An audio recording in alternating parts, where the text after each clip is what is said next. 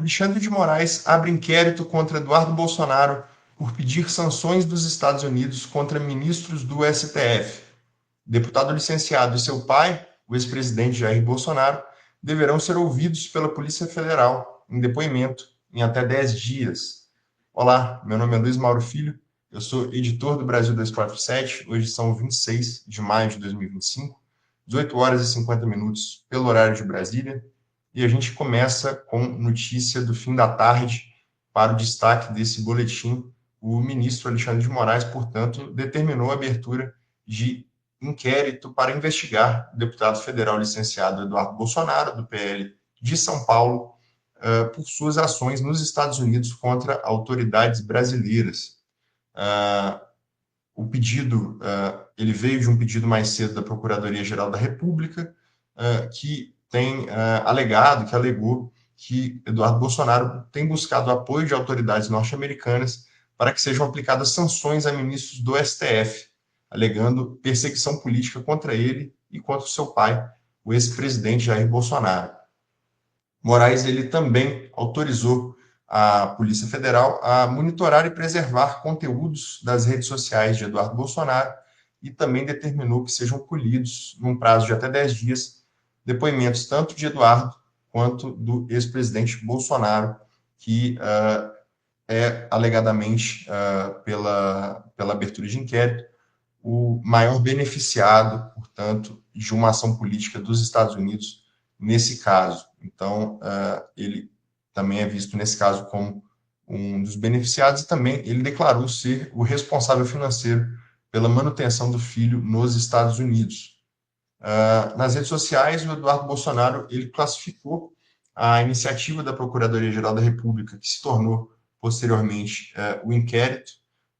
um tiro no pé, e afirmou que o Brasil vive um regime de exceção, onde tudo no judiciário depende de quem seja o cliente. Portanto, Eduardo Bolsonaro aqui não está recuando, ele está dobrando a sua aposta, o seu discurso nessas palavras. Dando um pouco de contexto do que vem acontecendo, portanto, na última semana, o secretário de Estado dos Estados Unidos, o Marco Rubio, ele afirmou que há grande chance de que o ministro Alexandre de Moraes seja punido com sanções por parte do governo norte-americano, né? Isso já como uma influência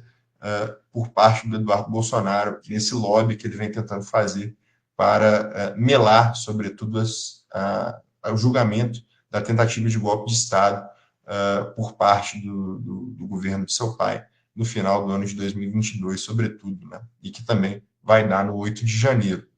Esse inquérito, ele, de fato, ele aumenta a tensão nesse cenário político brasileiro. A gente já via essa escalada, sobretudo desde o início do julgamento da tentativa de golpe de Estado dentro do parlamento brasileiro. O Congresso vem de diversas maneiras tentando travar as discussões e retaliar o governo nesse mérito dentro do jogo legislativo, portanto, e nesse caso aumenta também a tensão em outras questões, como a soberania nacional e as relações com um país que historicamente vê a América Latina e, sobretudo, o Brasil como parte da sua esfera de influência, que são os Estados Unidos. Nesse caso, inclusive, faz todo sentido que o Eduardo Bolsonaro seja essa ponta de contato com os Estados Unidos para que isso esteja acontecendo, uma vez que ele historicamente é relacionado com a pauta geopolítica. Ele era cotado pelo pai Jair Bolsonaro para ser um chanceler brasileiro, para ser, na verdade, um diplomata brasileiro dentro do seu governo, acabou não acontecendo, e dentro de outros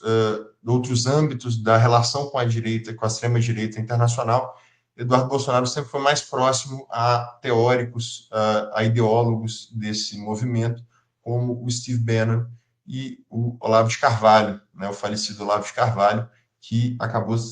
realmente tendo uma grande influência dentro do governo, filosoficamente, em termos de modos de agir. Ele influenciou profundamente o governo de Jair Bolsonaro,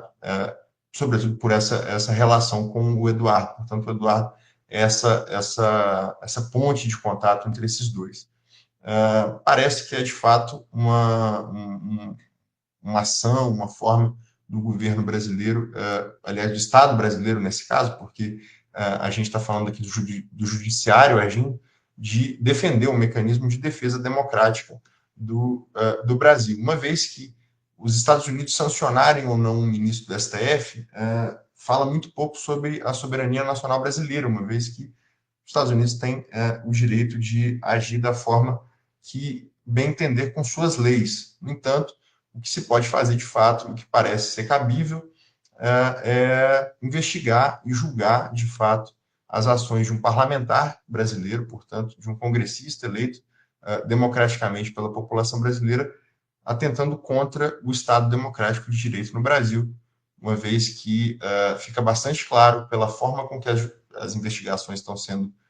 ocorridas em termos de, enfim, respeito ao processo legal para com a tentativa de golpe de Estado no Brasil, e isso está sendo, sobretudo, muito analisado e visto muito de perto pela mídia brasileira, seja mais corporativa ou mais independente, mas sempre vem, em geral, a mídia vem destacando que esse julgamento, ele sim vai passar, ele acaba passando por um escrutínio maior do público e, enfim, da própria imprensa, por ser muito sério, por ser um assunto muito sério, muito delicado, e isso, aparentemente, até o momento, vem sendo respeitado. Portanto, o que o parlamentar licenciado brasileiro, Eduardo Bolsonaro, vem fazendo me parece ser, e parece ser aos olhos também da Procuradoria-Geral da República e agora do Supremo Tribunal Federal, por meio dessa investigação, como uma tentativa de afronta, de ataque ao Estado Democrático de Direito. Isso deve ser, de fato, investigado para entender as minúcias do que está acontecendo, como que isso vem ocorrendo e se há, de fato, punições cabíveis para o parlamentar. Dentro dessa história, obviamente, há bastante coisa que deve acontecer, bastante novidades devem acontecer nos próximos dias, portanto, fiquem ligados nas nossas redes sociais, siga a gente no Instagram, no Twitter, no Blue Sky, seja membro do YouTube, assine o nosso canal, contribua para o 247, para que a gente continue fazendo esse trabalho de jornalismo independente, criterioso e